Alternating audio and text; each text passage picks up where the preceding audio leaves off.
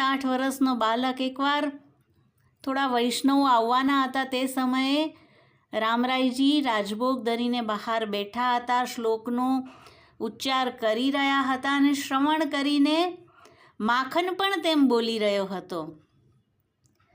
અને આટલા બધા વૈષ્ણવ આવવાના છે તો રામરાયજીને થયું કે આટલો છોટો બેટા આટલું શુદ્ધ ઉચ્ચારણ કરે છે અને રખેને નજર લાગી જાય, તેથી તેણે માખનને કહ્યું કે બહુ બોલે છે તું, હવે થોડી વાર ચૂપ થઈ જા.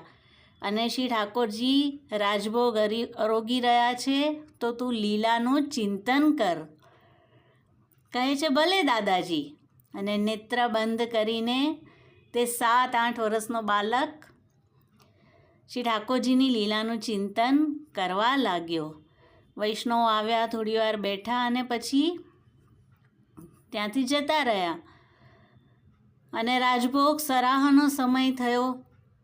રાજભોગ સરાઈ અને અચ્યુવન કરી, પ્રભુને બીરી ધરી, આરતી કરી, અનવસરમાં પધરાવ્યા અને ઘરના બધાની પાતલ પીરસાઈ.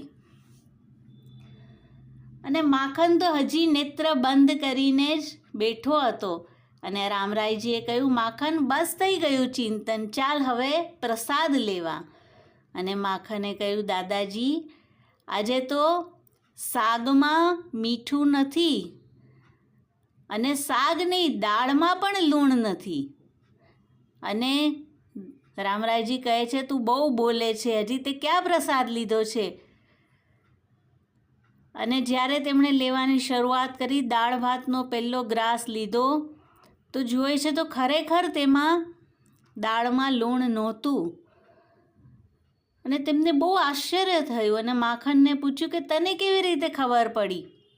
કહે છે દાદાજી આપે મને કહ્યું હતું લીલાનું ચિંતન કર, તો હું તો આપણા ઠાકોરજીના રાજભોગની લીલાનું ચિંતન કરી રહ્યો હતો. રાધાજી અને આપણા પ્રભુજી બંને અરોગી રહ્યા હતા અને રાધાજીના હસ્તમાં કોર હતો અને તેણે મને બોલાવ્યો અને કહ્યું કે આજે તો દાળમાં મીઠું નથી, જો તું પણ જો. અને એમ કરીને રાધાજીએ મને તે કોર લેવડાવ્યો.